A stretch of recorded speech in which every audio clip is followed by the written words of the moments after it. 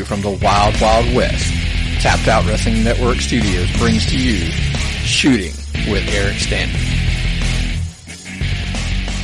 Hello and welcome to Shooting with Eric Stanton. I am, as always, Eric Stanton. I have a full clip and it's time to start shooting.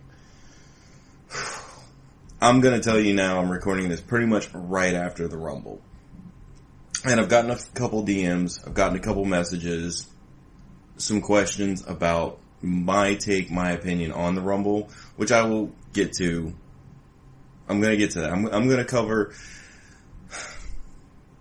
to cover just a couple things on my end that I care to talk about as far as the Rumble goes, and then I will worry about. I'm going to cover Takeover because that happened this weekend. I'm going to do that first because I have a lot more to discuss about that, because it's the product that I prefer better. But yeah, I'm recording this pretty much immediately after Raw because for those that don't know, I have night classes Monday through Wednesday. I go to school for my day job, essentially, to improve that so that way I can move forward in my life and maybe make a little bit more money and a little better financial stability and career stability as well. So I'm working on an even more limited window now than I did last year, where I pretty much had all week. I could record whenever I wanted. I mean, realistically, I could have recorded on Thursday after NXT if I wanted. But now I'm in a much more tight window for recording. Unless I want to stay up after school, which last week I had to do. I had to do it because I was having issues Sunday night, so I ended up having to record Monday night, and I did it pretty much as soon as I got home and then went straight to bed. Pretty much all of last week ended with me going to sleep at midnight in some way, shape, form, or fashion every night, it was a long, grueling week. So hopefully I can get through this, get done, get to bed, because I have to be up early in the morning for work. So, but hopefully everybody's going to enjoy the show. Hopefully everybody enjoyed all the great wrestling over the weekend. And if you saw, here's the thing is, if you watch some good indie wrestling over the weekend, some promotion, and you want me to take a look at it, if they got a YouTube, like a good YouTube, don't send me no crap YouTube. They got a good YouTube or even just specific matches. If a guy just records his match and you want me to watch it, I'll take a look at it. I'd be happy to see. I love watching indie wrestling. I like watching good, young, talented guys work, because I do watch a lot of indie guys. I'm very aware of people. When I say indie guys, I don't mean your Ring of Honor guys and your PWI. Like, I watch those, obviously, but I mean, I know even lower than that level on the, city level. Not every city, obviously, but I mean, I keep my eye on certain areas. I keep my eye on the Georgia, Carolina area a lot, just because it's a hotbed.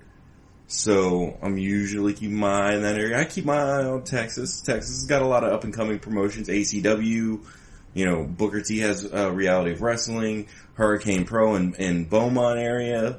So, I keep my eye on that area. ACW out there between San Antonio and Austin. So, I mean, I look at those promotions. I check their stuff out. I check out their guys and see what they got going on in the area. Texas got some good women wrestlers. It's got some good young talent. I've seen some guys.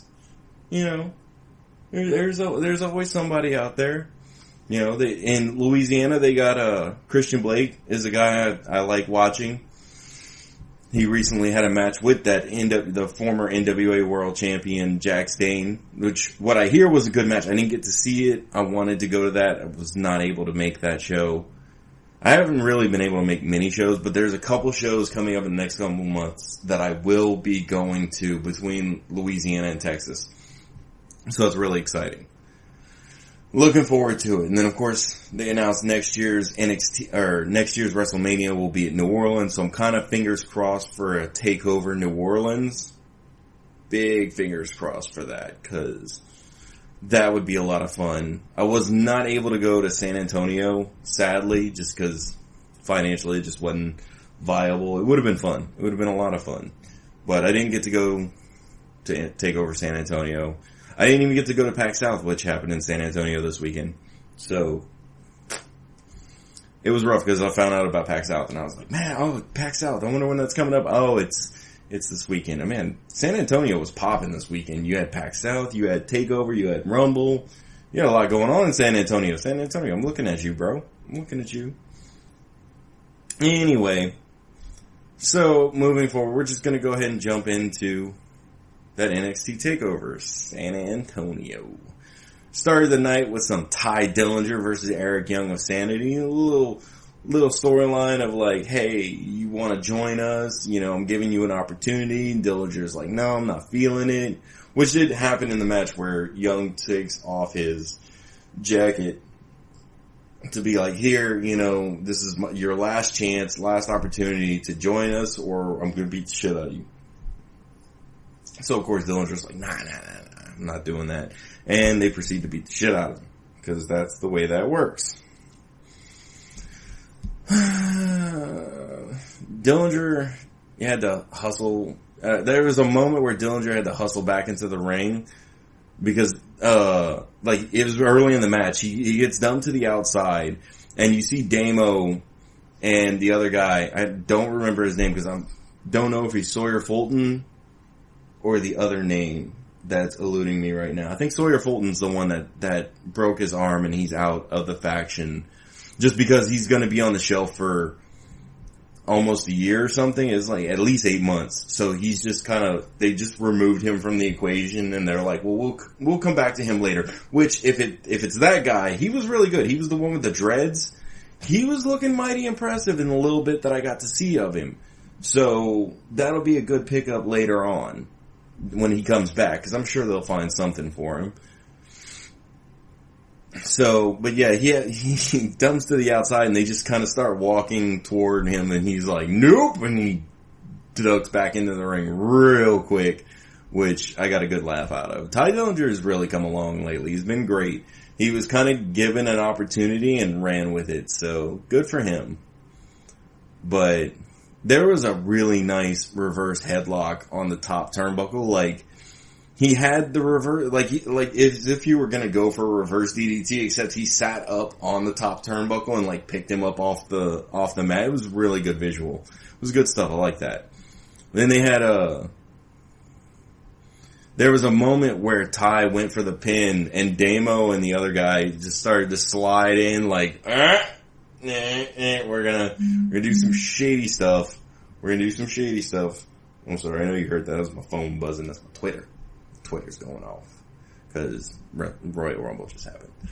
But yeah, they were just like sliding in like, we're gonna no. They did get involved later on, little shenanigans, which I was really happy to see. I like seeing bad guys do bad stuff, which culminated with Ty doing a dive onto the lackeys just to get him off his back. But then Eric Young hits his finisher for the win, which is a big win for Sanity. Good, strong, clean finish, which is fine because you're not moving forward with that feud. That pretty much is settled and done. So that just kind of, is a clean win, and Eric will come out of it looking good moving forward. So good stuff. Then you had they cut to Samoa Joe. He was at ringside. He was not like in the back or anything. He was literally at ringside in a suit, and it was like, And I was thinking like, okay, well maybe that just solidifies his Rumble debut. Like, all right, I guess that's what's going on, which was fine. No complaints. That's good. It was nice to see, but it was still nice to see him there and see him like sitting in the audience and getting to enjoy. I like that. I think that's a really cool thing that they do, where they bring back like old talent, or even like Joe, who's not gone yet. He's not on main roster, but he was there and he wasn't in the back, but he was out in the front sitting in the audience. I thought that was neat. It's good stuff.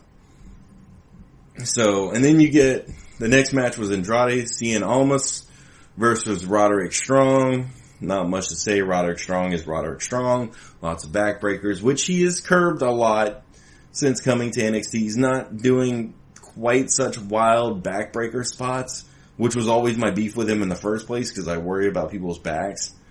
So that I was able to get into it and be like, all right, Roderick, I'm picking up what you're putting down, I'm digging it, like it, do good stuff. But they started out the match real quick with almost getting thrown to the ropes, and he jumps into him and does like his little spider thing, which I like me some Andrade. That guy is awesome. He's a lot of fun to watch. You can tell he definitely has that lucha mentality because he doesn't really cheat to get over as a heel. He didn't do anything like that. He doesn't cheat.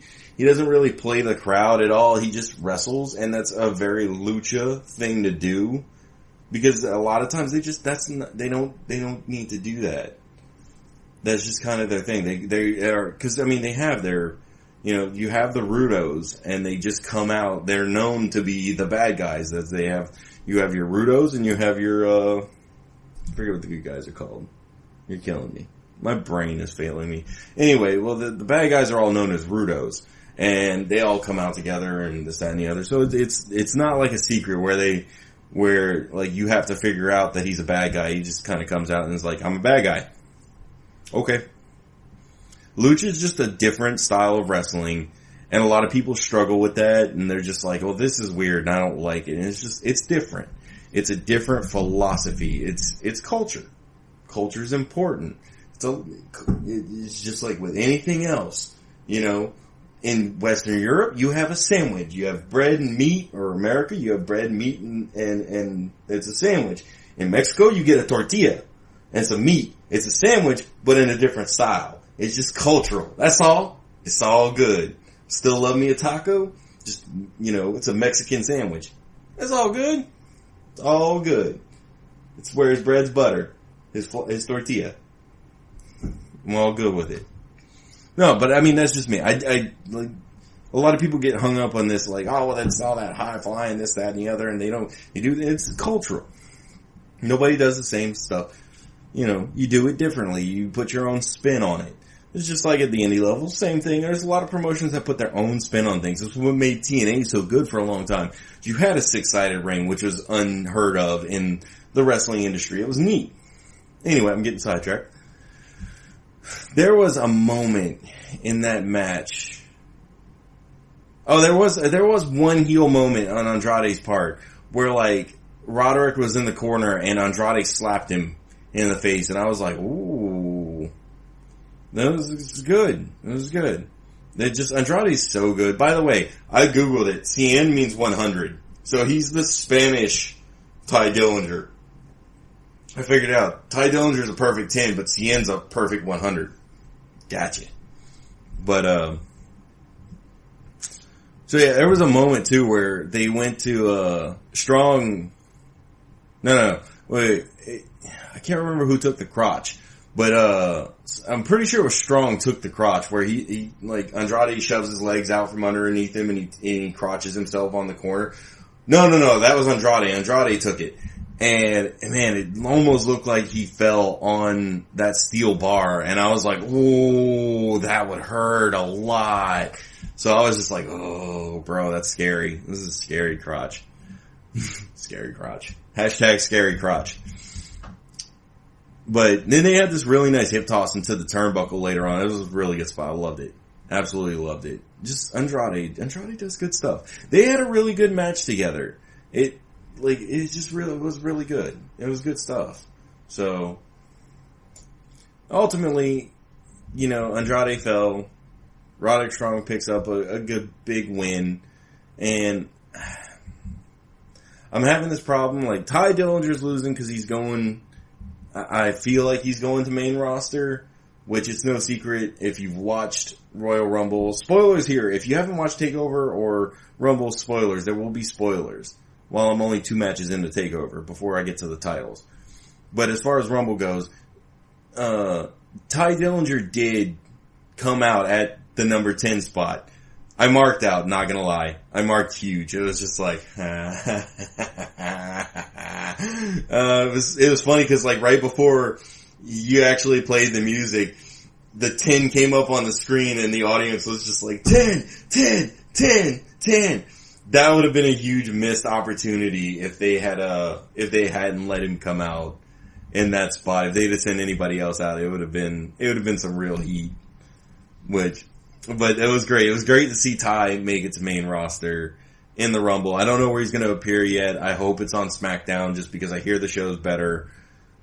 But I really like Ty Dillinger, so I hope he does good. And we here at Shooting with Eric Stanton, at the Tapped Out Wrestling Podcast, at the Shoot Stanton fan base, we are going to wish Ty Dillinger the best of luck on the main roster, and may you only lose to a couple of old guys. Because we're going to get to that subject in a little bit.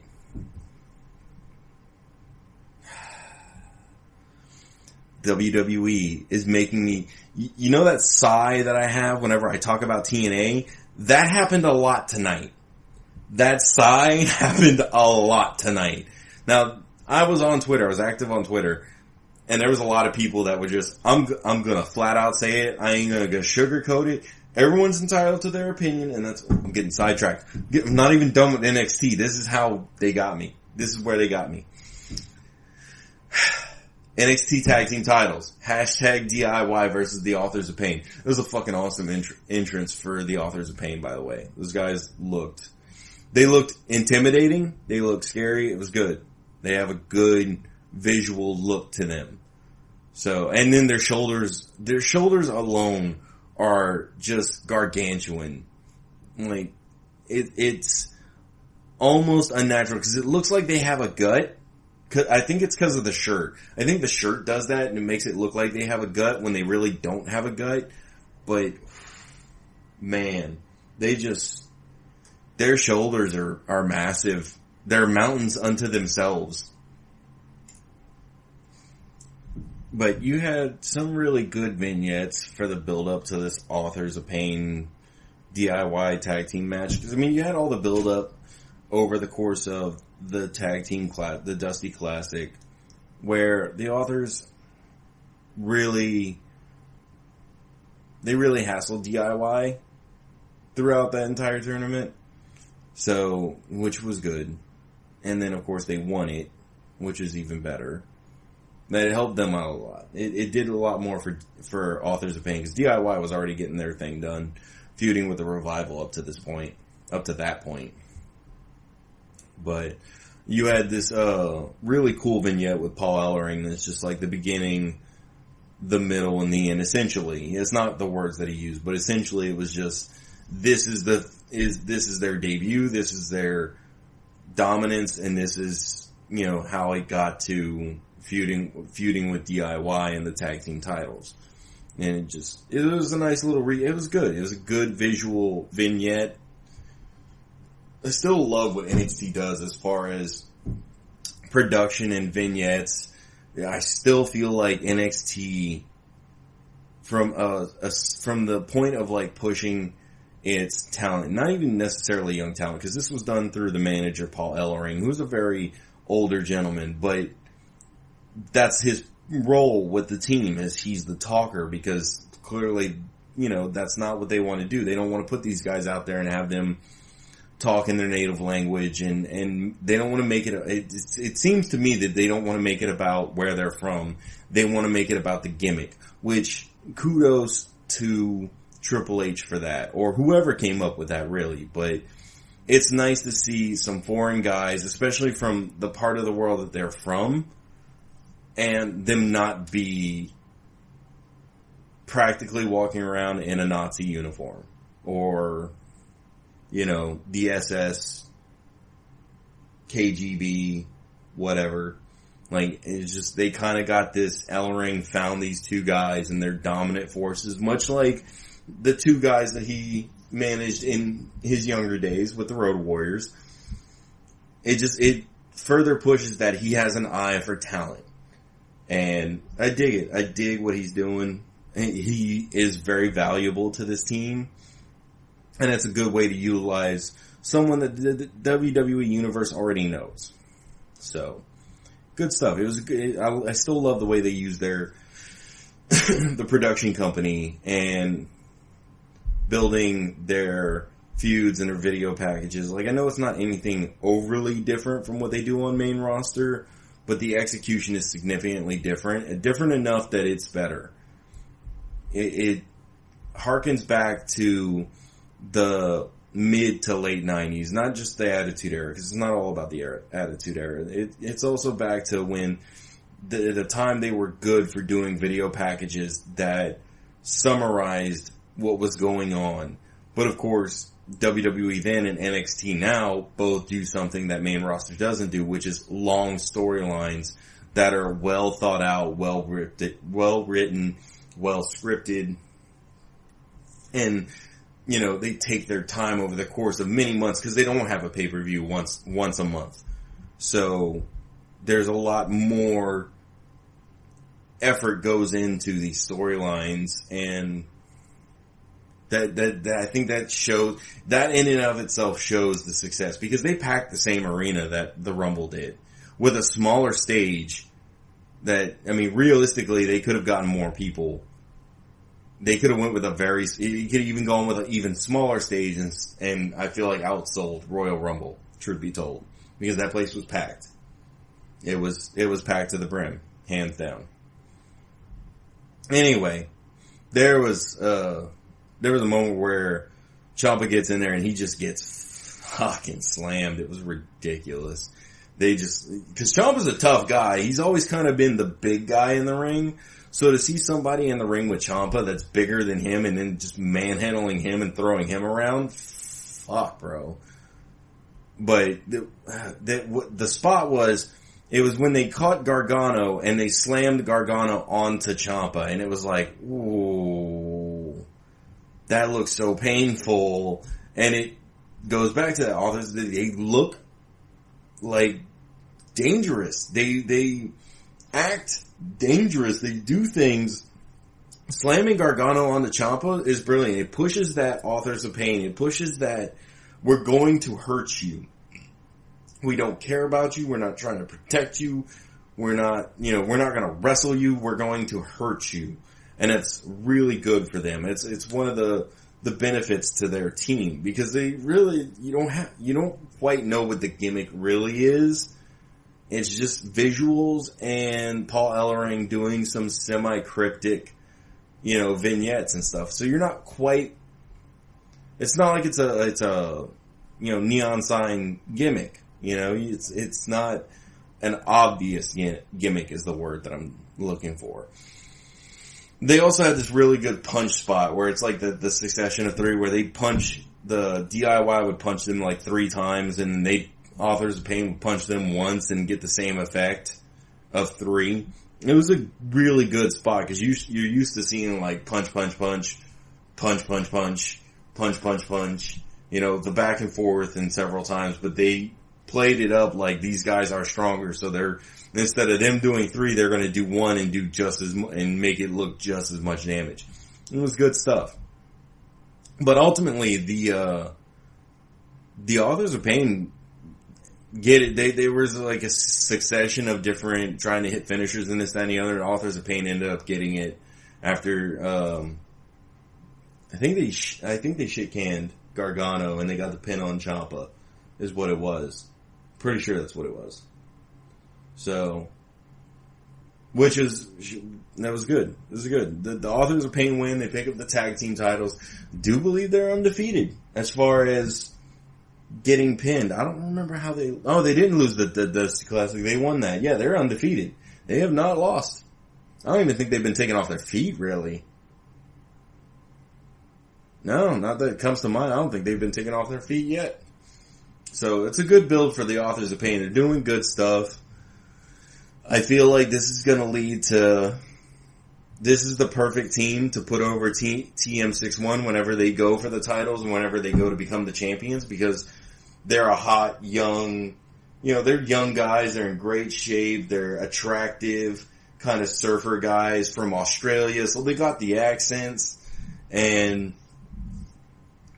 they're the perfect guys to put up against the Authors of Pain, because you get the ugly, dangerous looking bruiser guys versus the hot young surfer team, and it's wrestling 1980 all over again. It couldn't be more, when I say 1980, it just, you get the 2 ugly guys versus the 2 very young, attractive guys. It's Abdullah versus Brian Pillman. Just the the very obvious you should be rooting for this guy because he's pretty type of deal. Because these guys are in phenomenal shape, good looks, you know, the whole shebang.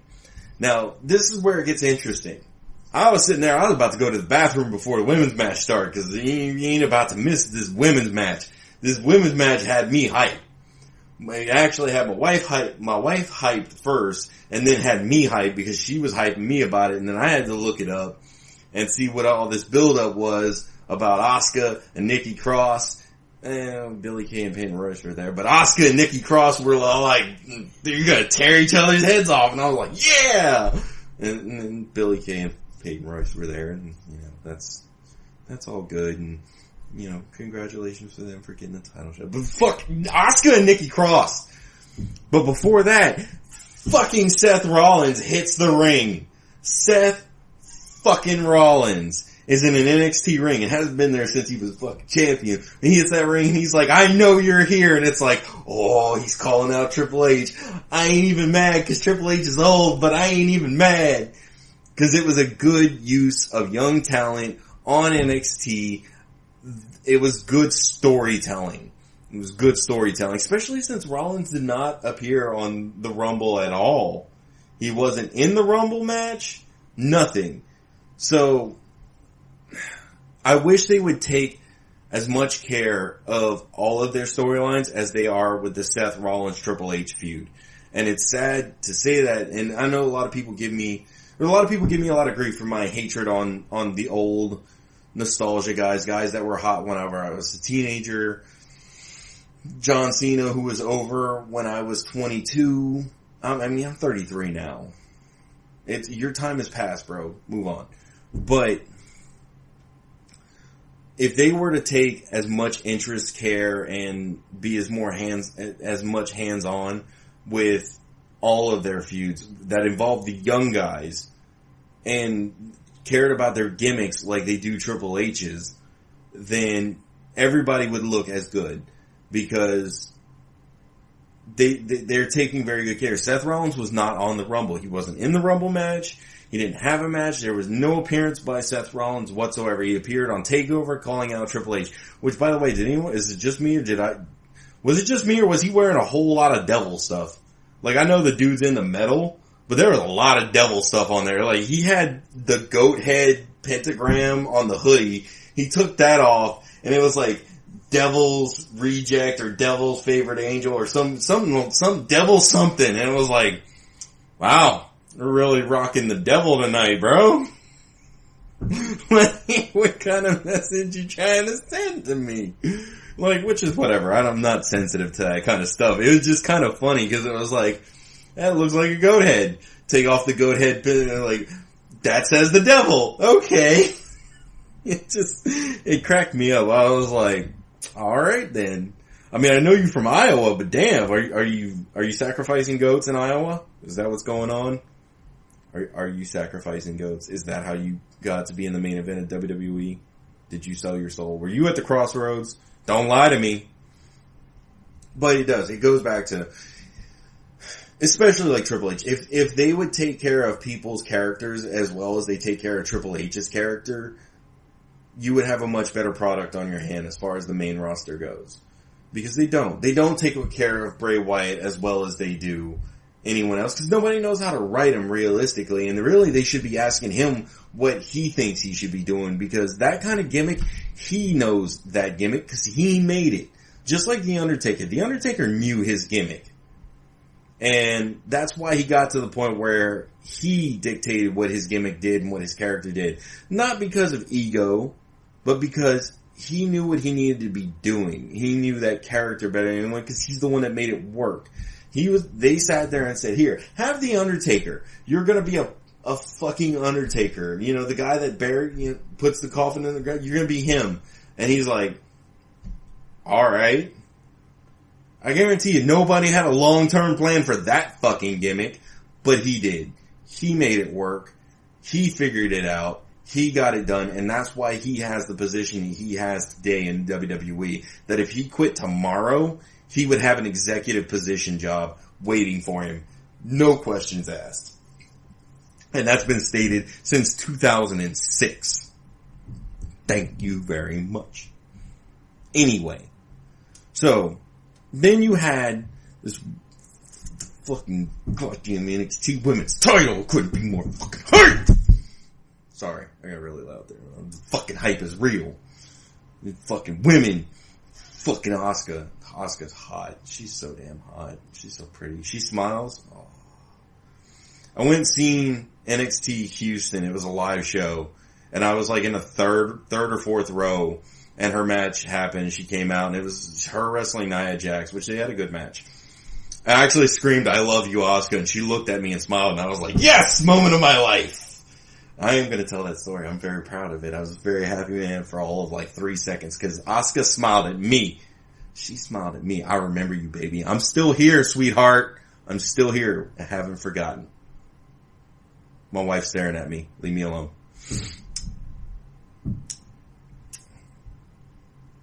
She's still staring at me.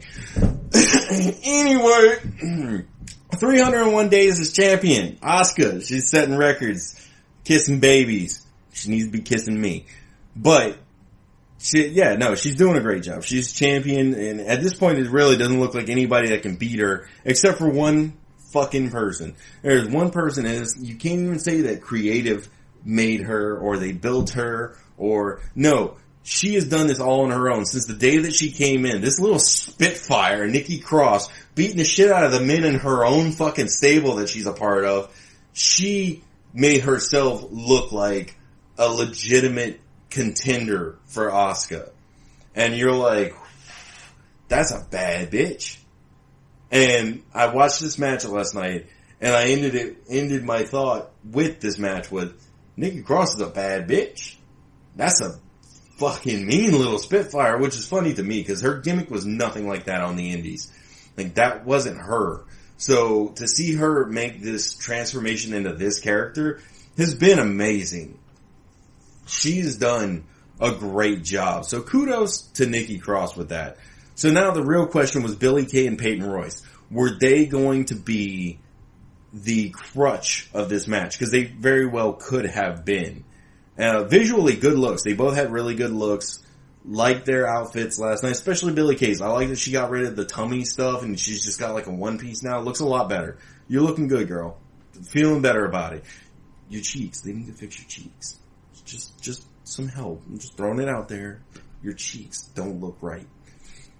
There was a moment where they grab each other. They're holding on to the rope. Asuka's like going to suplex. She's going to German suplex Billie or Peyton. I can't remember which. So one of them tries to come in, the other one tries to come and grab Asuka from behind. She spins, she grabs both of them, and suplexes both bitches at the same time.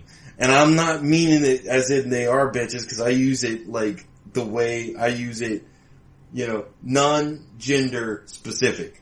That's the way I use the word. You're gonna have to accept it, because that's just the way that it is. I mean, I'll look at a beetle and call it a bitch.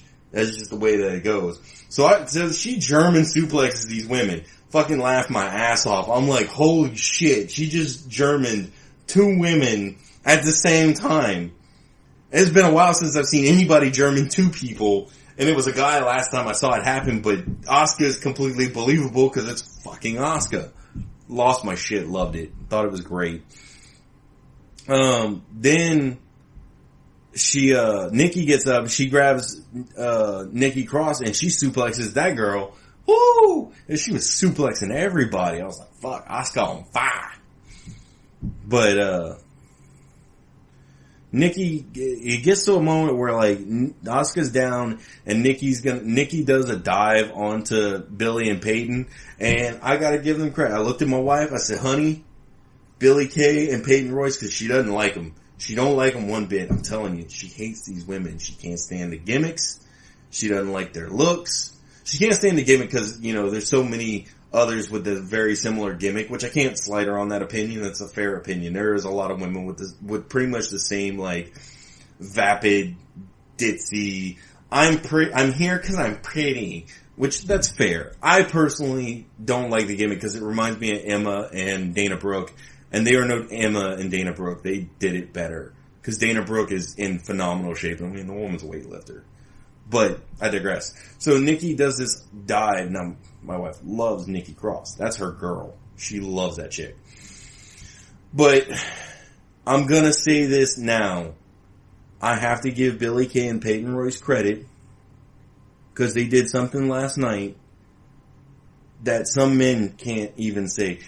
They caught Nikki Cross on her plancha. She jumped off the top to the outside and they caught her. Unlike that no-catching motherfucker, The Miz. You a no-catching motherfucker. I don't care. You've gotten better. You are a better wrestler. Your gimmick is better. You still a no-catching motherfucker. I know WrestleMania is coming. We're going to see if you catch a motherfucker because you're going to be on pre-show. We're going to see if you catch somebody because someone's going to jump at you. Miz is a no-catching motherfucker and that shit pisses me off. I digress. These two women who we don't have high opinions on or, you don't know that much about them, they caught that girl. And she's not a twig. Like, Nikki Cross is not fat. I'm not saying the girl is fat. She's a stocky young, she's short. She barely clears the top rope, as my wife pointed out. Like, her head barely comes over that top rope. She is not a big girl, but she is stocky for her height. She's got some muscle. She's like Taz back in the day, Like she's got some muscle on her, but she's no small girl. And the girls that she jumped on are like twigs, and they caught her. So kudos to you girls for doing something that the Miz can't even do. No catching motherfucker. I swear to God, if I see you cringe at catching somebody again, it burns my ass every time. It drives me insane. He looks so scared, like, oh my God, they're jumping at me. I don't want to catch you. Catch that motherfucker, you son of a bitch. If you want to be a wrestler, you gotta catch people. Burns my ass. Anyway, moving on from the Miz.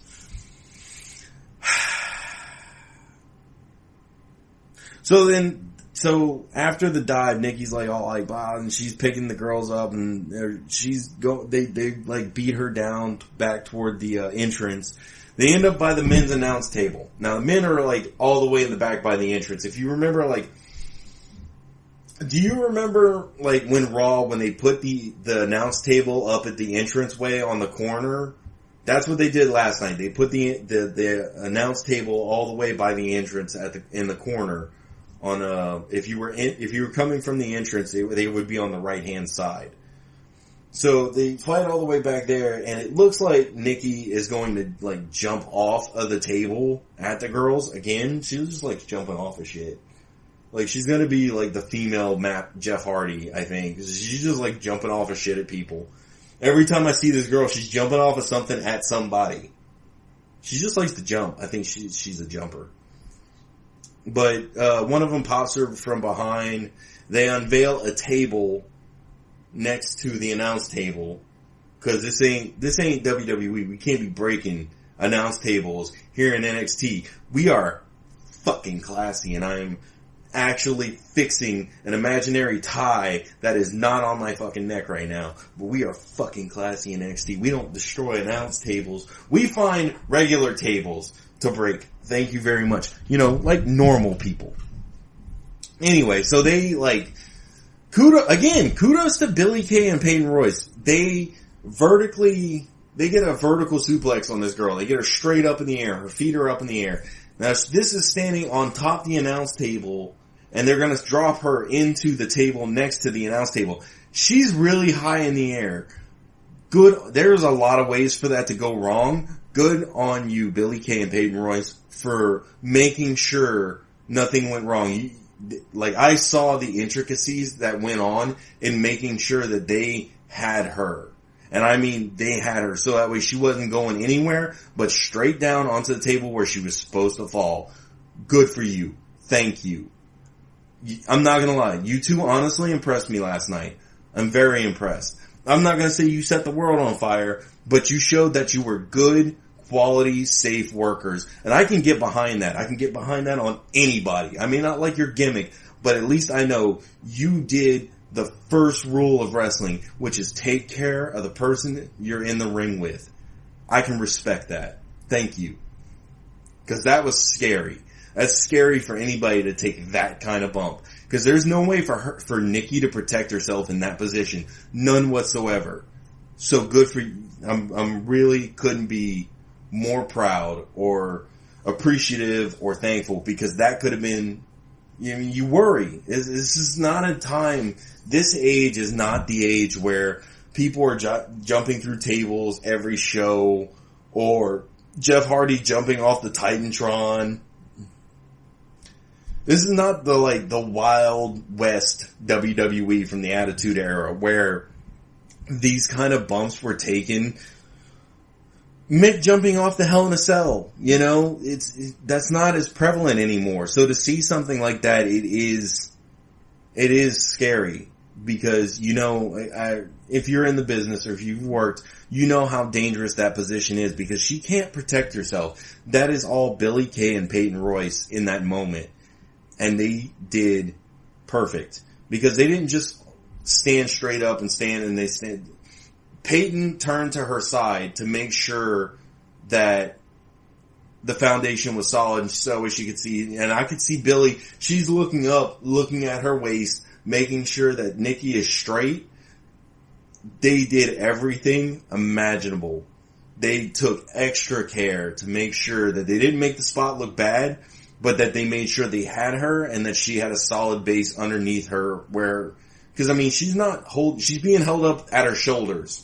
If you don't know how this spot works, her shoulders on their shoulders, that's how it works. That's her only leverage. There was a lot that could have gone wrong there. And I have to stress that, because that was, that's not a power bomb, people. That's not you sitting with your dick in somebody's face. Like, how's my dick down there, bro? I know you're about to slam me through the table, but get a face full of dick for a minute. This is a standing vertical suplex.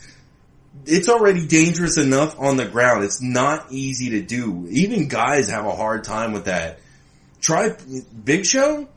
Imagine Brock Lesnar putting Big Show up on his shoulders. When a guy that size goes vertical, they're not used to that. They've never been vertical in their life. I've seen many, even 6'6" guys get terrified the second their legs go vertical and bust their ass and almost fall on their neck.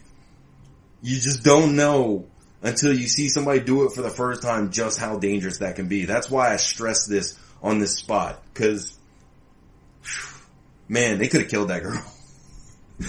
But I was very impressed. Billie Kay and Peyton Royce did a lot for me last night. I was very impressed with them. They showed that they are wrestlers and they know what they're doing.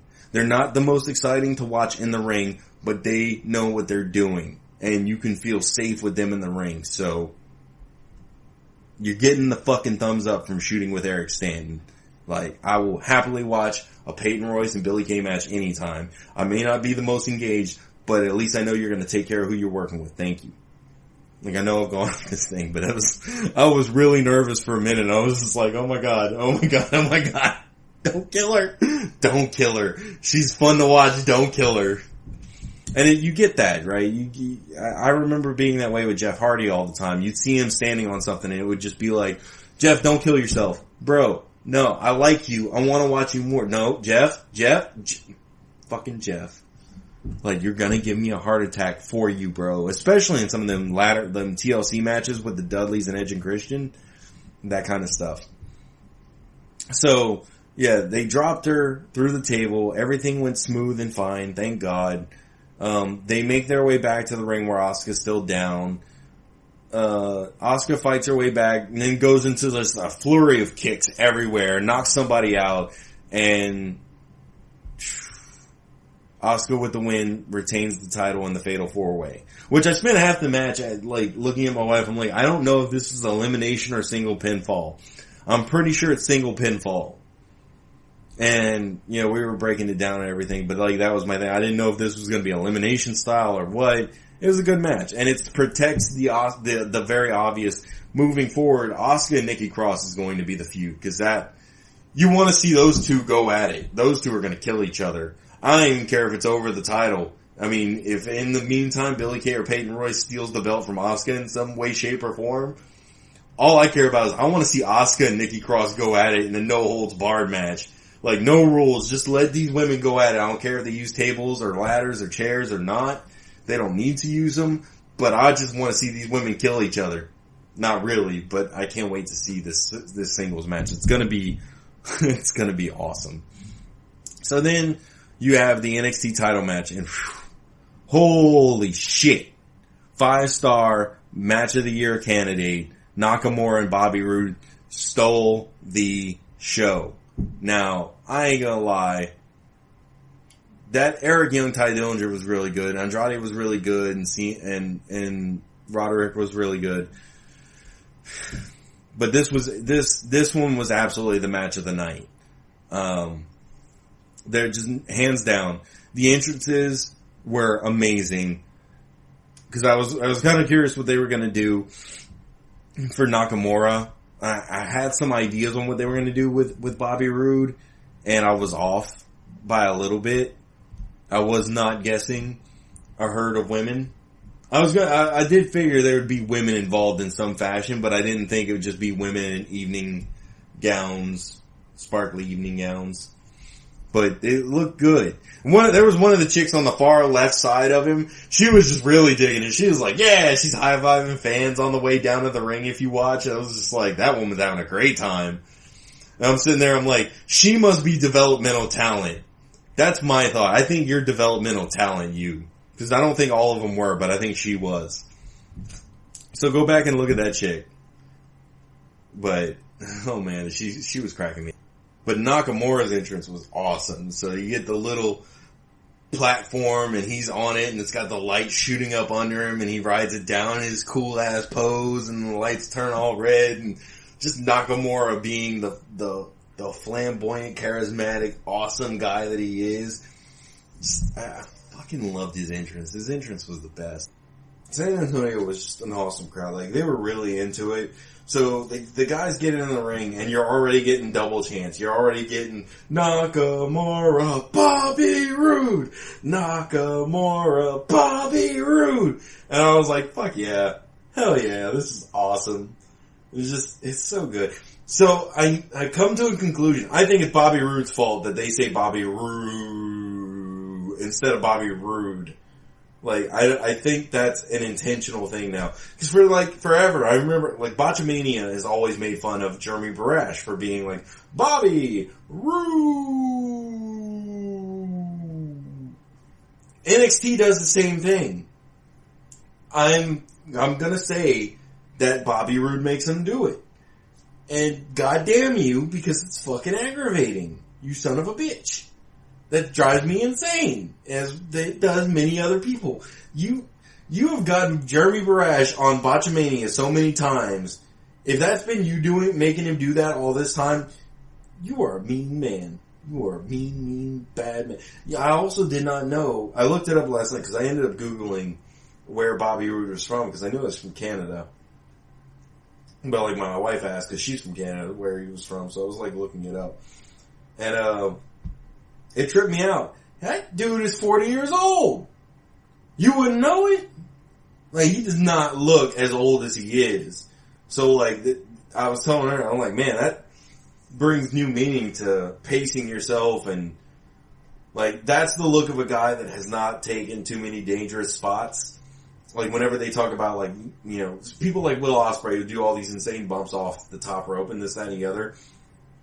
And you can't expect everybody to be Jeff Hardy and be in that good a shape when they get old. It's amazing that Jeff is still in as good of physical health as he is, provided all the dangerous stunts he's taken over the years.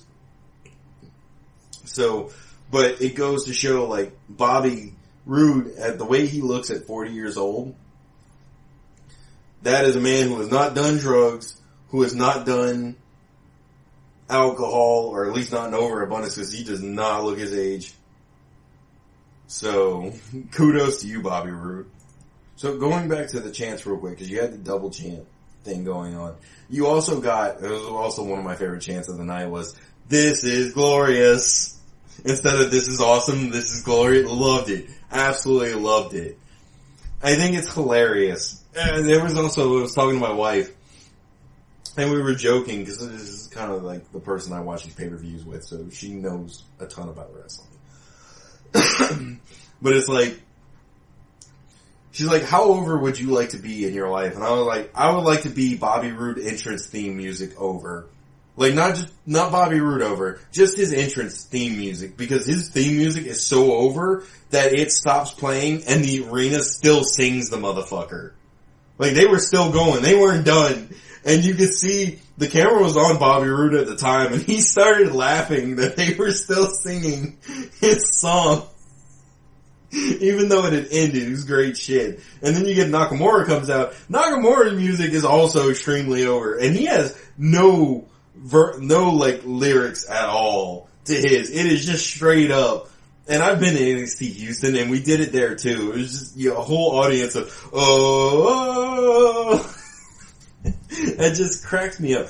That's what's really, like, NXT is just so fun, and they take so much care of everything that they do. Now, despite all that, Enzo and Cass are still a lot of fun. With, like, their entrance is great. As soon as you hear their music, it's like, oh, at least I'm gonna be entertained. Which happened tonight, actually.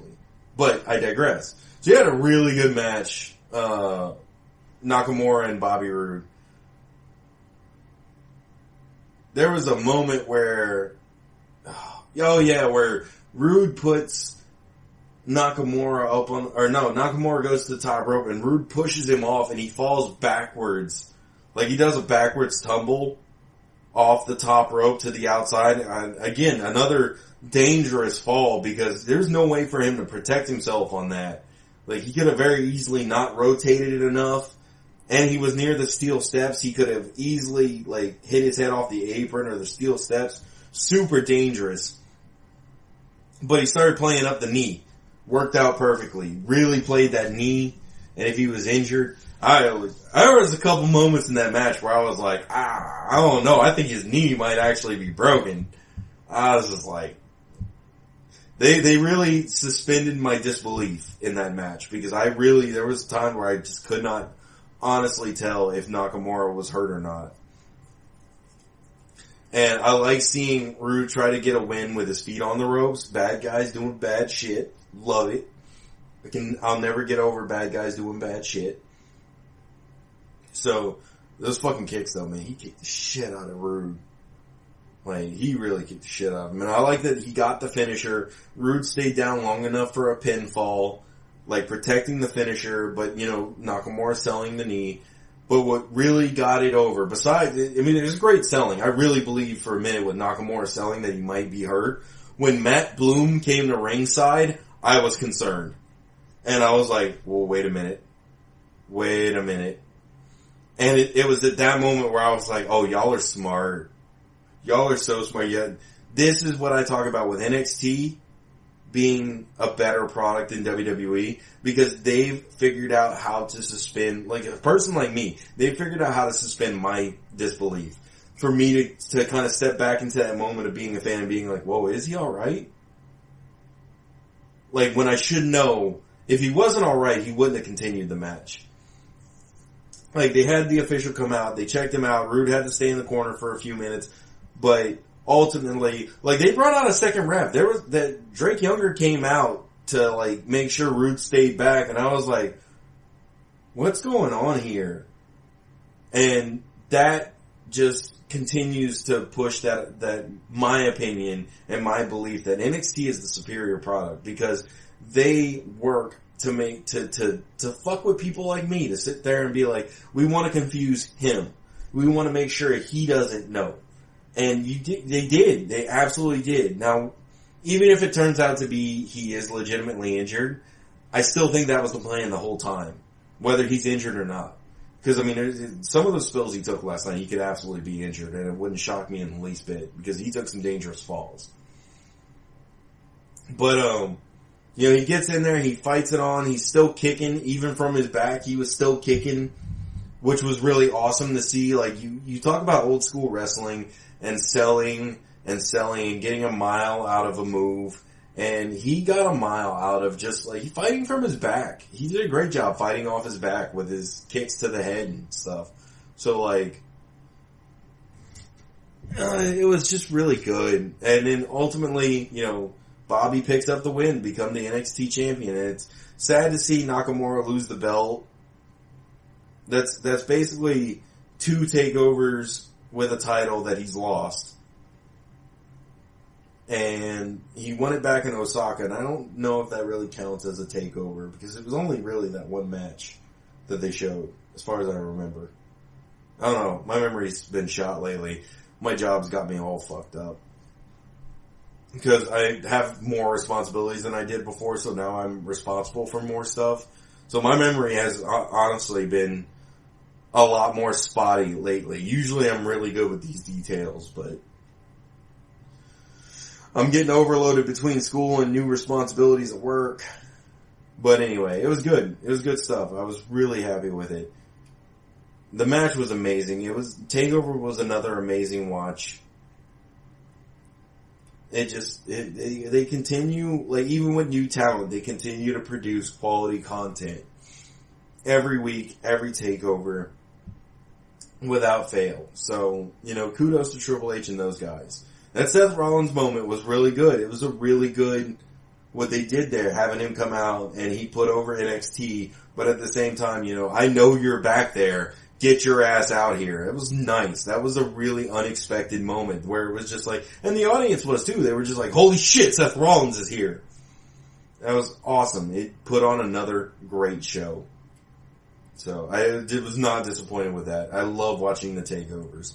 They're the highlights of my every couple months as far as wrestling goes. Aside from Wrestle Kingdom and its 6-hour glory. 6 hours. 6 hours. And I loved it. Loved every second of it. I can barely handle 3 hours of Royal Rumble. Bastards. Which I'm about to get to that in a minute because I got a lot of questions about it. So I'm just going to talk about a couple things. But before I get to the Royal Rumble, Lucha Underground is apparently soon to announce possibly a deal with Netflix. And fuck yeah, I can't wait for that because I've been dying to see some Lucha Underground. So that way I can watch, because I have a way to watch the new season. I just don't have a way to watch season 1 and 2. And that's the problem that I'm at. I want to watch season 1 and 2 before I watch 3. That's just the way that I am. I'm crazy. Gotta watch the first and second season first, bro. But if it's on Netflix, then I can do that, and that'll be great. Not only can I watch Lucha Underground, I can watch it with my wife, which I love doing. Especially when it's good wrestling. Because when it's bad wrestling, like, she's not a wrestling fan.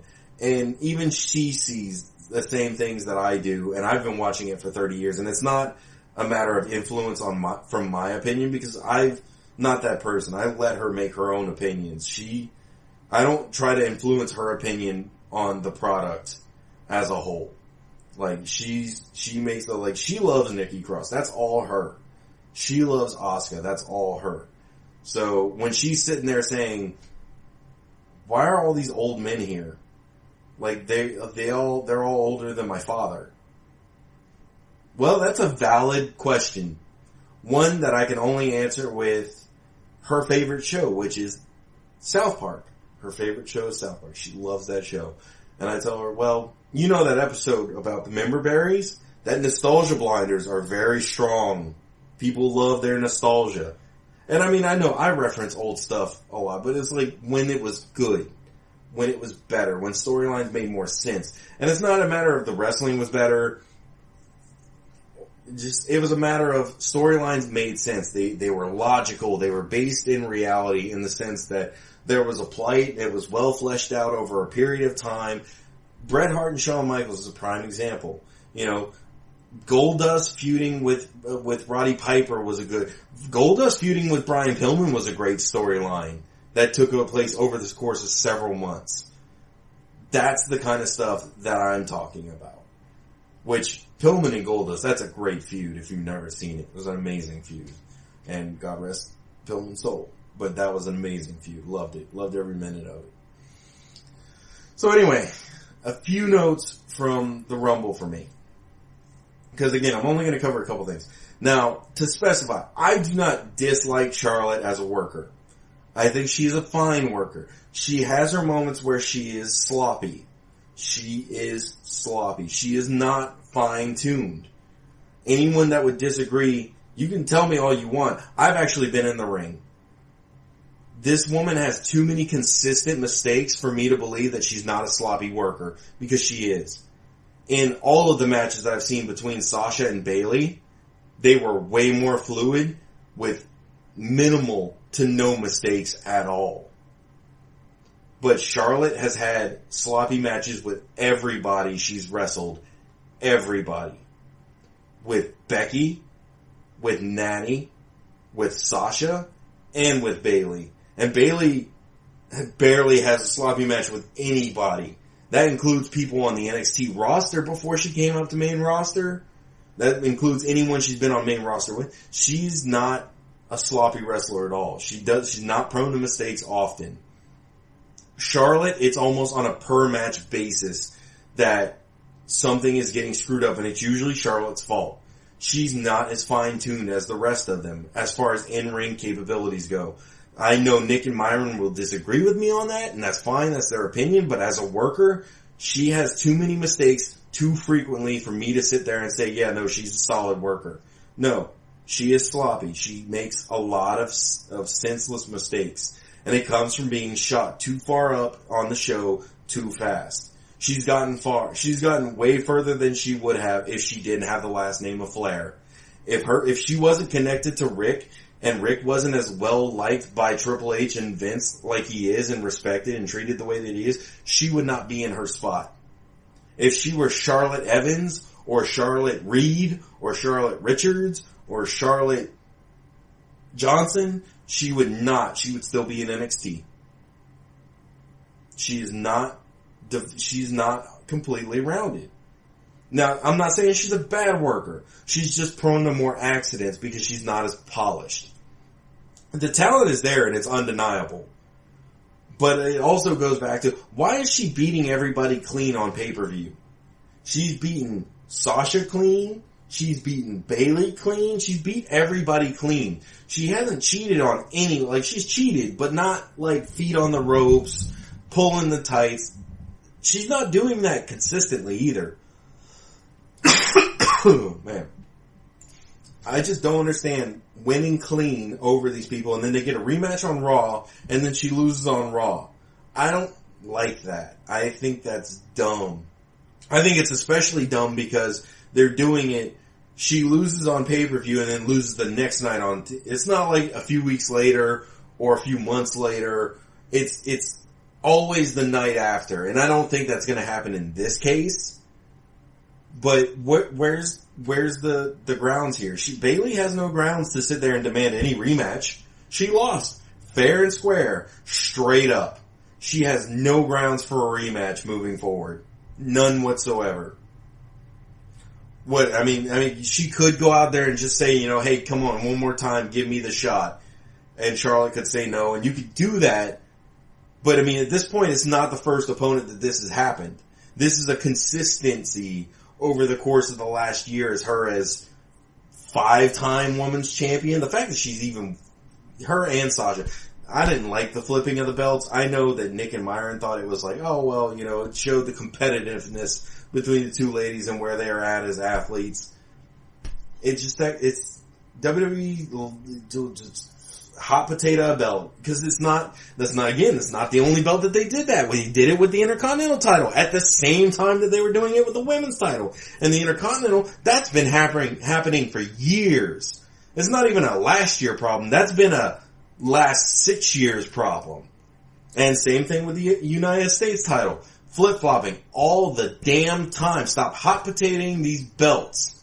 This is not a new problem. This is not a Charlotte problem, and it's not even a women's title problem. It's a WWE booking problem. Everything comes down to WWE booking. It's always the booking. Always the booking. That's all I can say about it, because everything always comes. This is the deepest, most talented, most well-equipped roster they've ever had in their life, and there's no excuse that they can't get over with that talent when NXT's doing the same thing with lesser known talent outside of your Nakamura and your Bobby Roode. Well, really, you could make the argument Nakamura was not as well known in the American audience. You could say that. I don't agree with it, but an argument could be made. But I digress. So, Another thing that really... I'm going to cover Cena and AJ Styles in the sense that I understand it was a good match. It was a fine quality match. I will not take away from that. I didn't like the ending.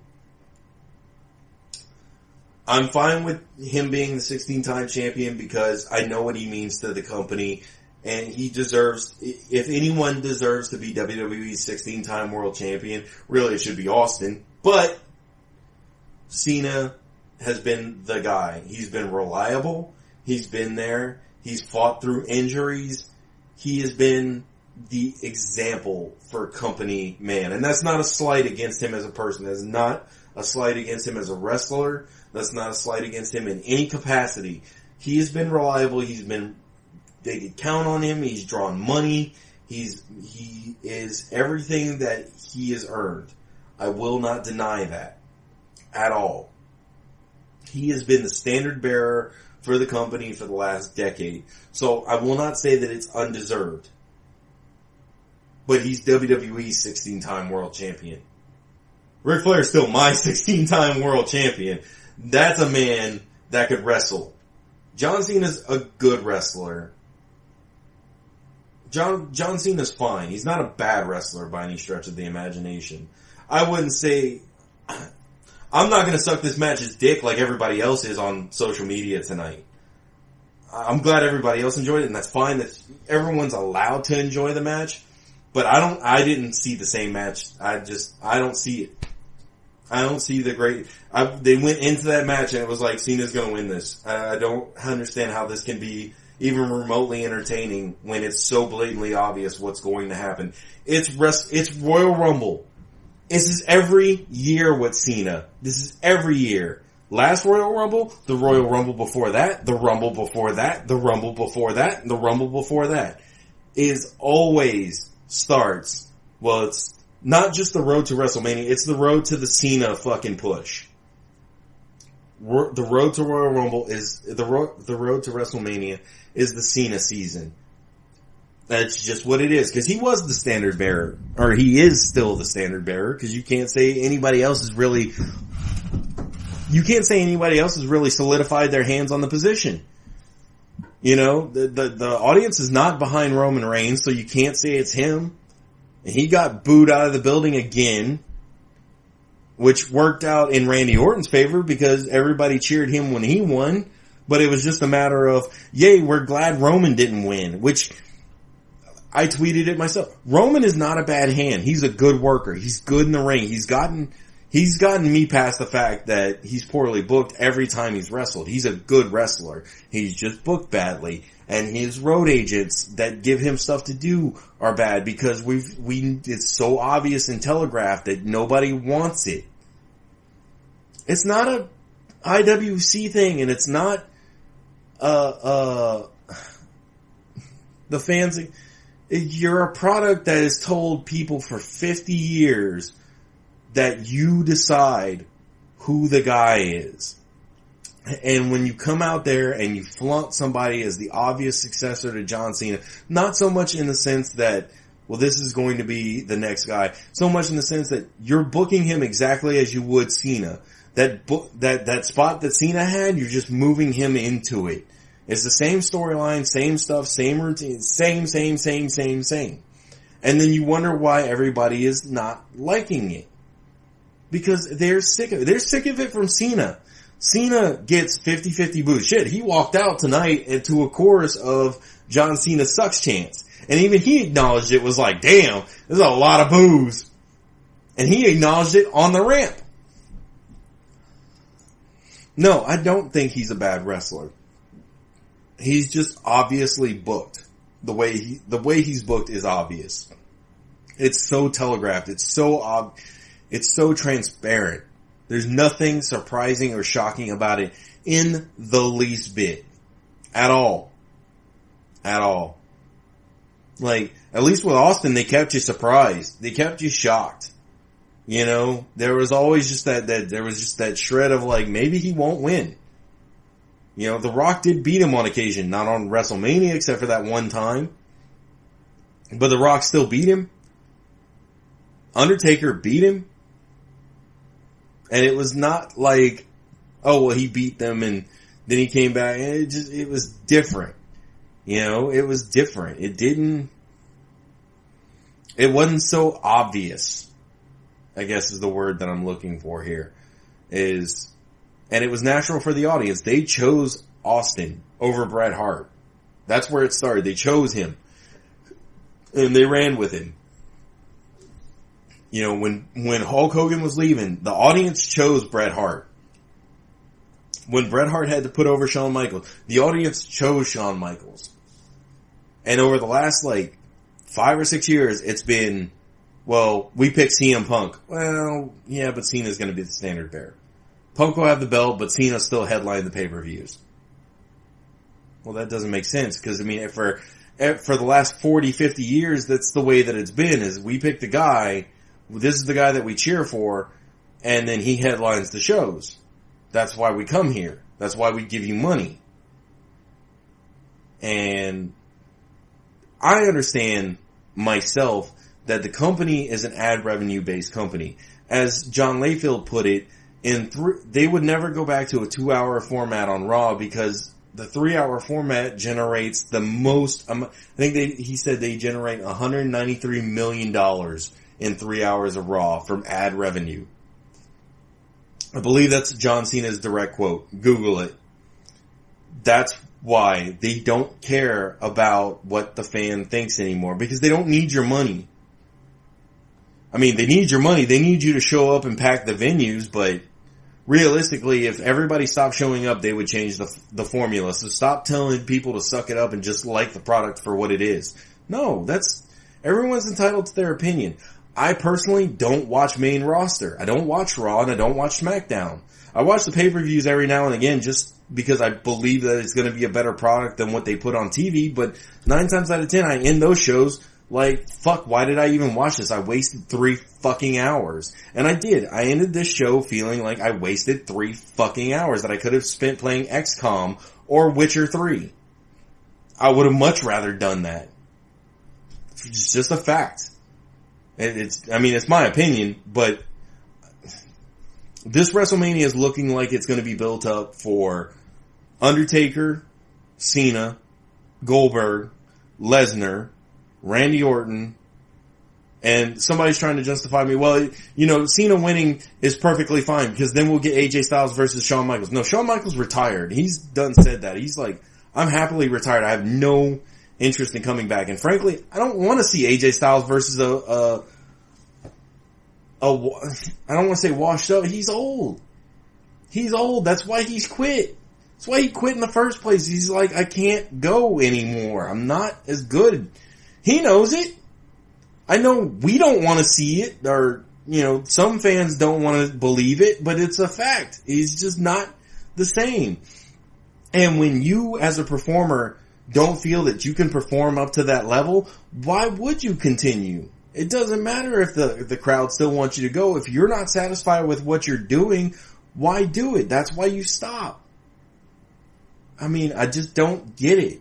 I don't understand. I understand nostalgia blinders, but damn, people. Do I want to see in 2017 Shawn Michaels versus AJ Styles? No, I don't. No, not in the least bit. Not even a little bit. Now, AJ Styles started with WCW in its dying days in 2001. Would I have liked to seen AJ Styles versus Shawn Michaels in 2004? Absolutely. I would have been interested in that match. It is almost 2020. I don't want to see Shawn Michaels versus AJ Styles. I want to see AJ Styles versus Seth Rollins. I want to see Dean Ambrose versus Samoa Joe. I want to see Kevin Owens versus Sami Zayn for the millionth time because they're fucking amazing together. Not seriously. I mean, there's plenty of other people. I want to see Kevin Owens and Cesaro.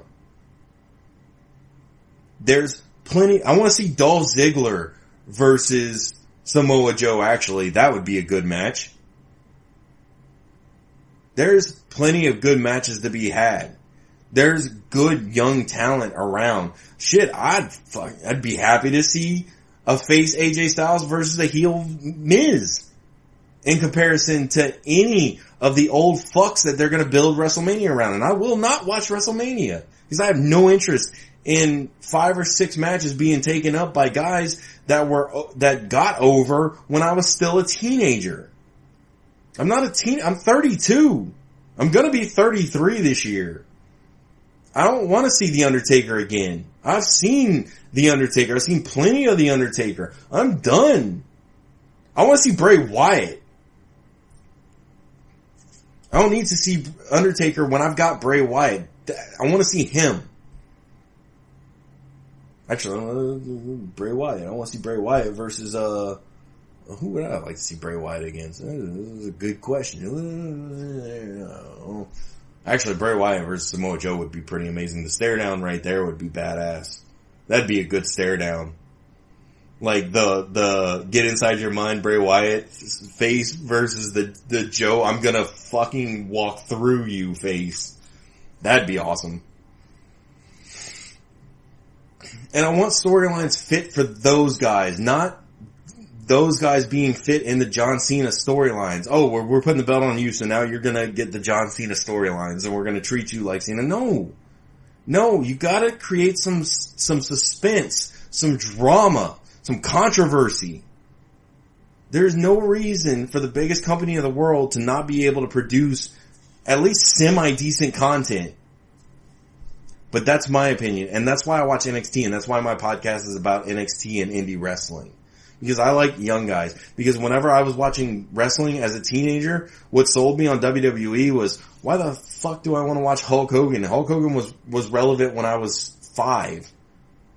You know, when I was 6 years old, I thought Hulk Hogan versus Ultimate Warrior was amazing. At 15, I thought Austin versus Rock was amazing.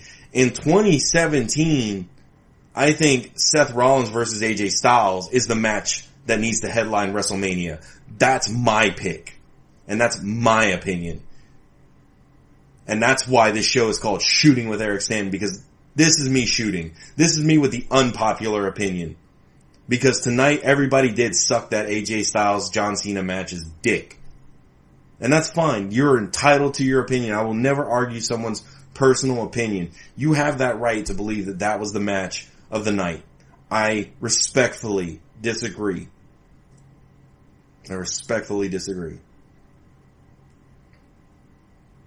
And another thing that pisses me off is somebody hiding outside, someone ducks under the ropes and hides on the outside during the Rumble. It happens every year. Usually it's The Miz. This year it was Jericho. Usually those two alternate out. I feel like if 2 guys have entered the ring and you're still outside, you should be disqualified. That's where I stand on that, because I'm sick of seeing that every year. And the reason these things stick out to me is because I only watch these pay-per-views. I only watch Rumble and Mania. At this point, that's kind of where I'm at now. I only watch Rumble and WrestleMania. So it's really easy to remember these details because it's the only WWE main roster pay-per-views I watch. So, those little annoyances are things that stick out in my mind because it's the only time I watch these shows. Because I don't watch Raw and SmackDown. I don't really watch SummerSlam. I'd be tempted if they'd get a good Survivor Series match. Because I used to love the Survivor Series pay-per-view. It's probably one of my favorite pay-per-views. But they continue to fail those every year. It's 2. I don't understand how you fuck up a Survivor Series. You love throwing people in 6-man tags. You think Survivor Series would be the one pay-per-view you'd be great at by this point. I do have some fan questions this week. Who feuds with Bobby Roode now that he's the champion? That's an excellent question. I think there's going to be a rematch with Shinsuke Nakamura, because I think Nakamura is not going to return is not going to debut on main roster until after WrestleMania. That's just because there's nowhere to fit him at this point, really. Because you've given all the important spots to old fat guys. Hey, just last year, Wrestle Kingdom, AJ Styles and Nakamura had a 5-star match of the year candidate. Just saying with WrestleMania around the corner. That's a match I'd like to see. No, I think he's going to continue to feud with Nakamura until after WrestleMania season. Then it'll probably be Bobby Roode. It'll probably be Roderick Strong. Would be what I would say, because Ty Dillinger's already gone up to main roster, and everybody that was on this show, Eric Young's not gonna, he's the heel, Bobby Roode's the heel. Cien almost is a heel at this point. Roderick Strong, yeah, I just don't see Roderick Strong. I don't see anyone other than Roderick Strong being the next guy. Which that'll be a good feud. Roderick Strong and Bobby Roode can probably be a pretty good storyline, honestly. So thank you, Chris in Maine. Ashley in Oklahoma asks, who will be the next big name to NXT? Reports are that Matt Riddle was at ringside at NXT TakeOver. So did he meet with Triple H and NXT executives? It's possible. So Matt Riddle would probably be a solid name to put there, because usually if somebody's there at TakeOver, a big name, big indie name, because Matt Riddle's been highly touted for the last couple of years. He's a former UFC guy who had a lot of promise, and he just kind of stepped away from UFC, and they're kind of like, well, fuck Matt Riddle then. So I don't know if he's as polished. I don't know if the payoff would be as big, but I also haven't seen a lot of his match work, so I don't know how good he is. I just heard he's not quite as polished. He's not quite as ready for the big time. But NXT could be the place where he does get polished, because they're really good at doing that. They have the world-class training facility that you would expect the WWE to have. So NXT is the place where he could really get refined and turned into the diamond that everyone believes he can be. If you were to build your own company, who would you build it around? Javier in Florida. I mean, if I had access to anyone off of main roster WWE, I would have built it off of Dean Ambrose during the Lunatic thing. Like when it first started, when he had a passion and a drive and he was after Seth Rollins for turning on him. I mean, if you can recapture that passion and that character, he was the top babyface in the company at the time, even though they wanted it to be Roman. I mean, Dean Ambrose could have been the second coming of Austin, realistically, in his own way. And it could have been interesting, but that's not what they wanted. They wanted Roman. So when he did get to the top, you know, the reason that he's been boring or not boring, but like his world title reign was not all that great. And I think that has a lot to do with just they didn't know what to do with him. He didn't have an agenda. He didn't have a target or a mission statement. He was just, I'm the champion. Who wants a shot at me? And it just kind of weaned on the fans where it was like, well, alright. You needed someone like a Samoa Joe or a Cesaro. You know, like you needed somebody imposing to be chasing him and threatening him. And he needs that to be able to have that fire to work through or work off of. That or he just needs to turn heel because he's always been a phenomenal heel. Now, if you were talking NXT and who would I want to build around? Nakamura, hands down. That's the guy you want to build around. And if you were to go even further than that, off the indies, who's left? Adam Cole, baby. Huge Adam Cole fan. Would love to build a company around him. The guy he's phenomenal. He's great work. Good worker. Damn good worker. Kenny Omega is another one you'd love to build around. The guy's good. Say what you will about the Kid or the Blow Up Doll, but his match with the Blow Up Doll was better than a lot of people's regular matches. So, anyway, I've talked a lot tonight. So, follow me on Twitter, twitter.com, shoot Eric Shoot, Instagram, shoot Stanton Shoot, Facebook, shoot Stanton Shoot, shootstantonshoot.wordpress.com, or tappedOutWrestlingPodcast.com, or Twitter, Tapped Out Wrestling Pod. Find us on iTunes, Google Play, SoundCloud, Stitcher, and YouTube. Of course, you can always get these shows off the website, tappedOutWrestlingPodcast.com. Be sure to check out our affiliates, Buzzards Wrestling Podcast. And it has been a long one, but it looks like I'm finally out of bullets. So it's time to reload. And I'll see you all next week.